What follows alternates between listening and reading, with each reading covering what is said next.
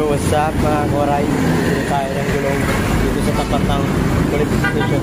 Diyan, may gulong kayo? Oo. Yan sa likod lang. 900. 900? Patingin ako.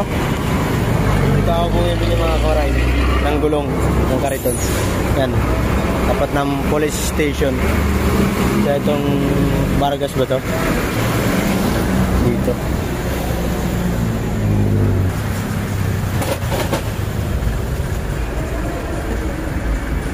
Pantay ba yan?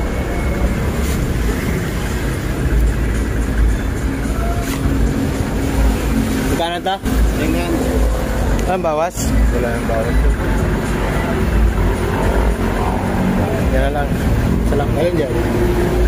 Tsaka pako. Wala kang pako? Wala.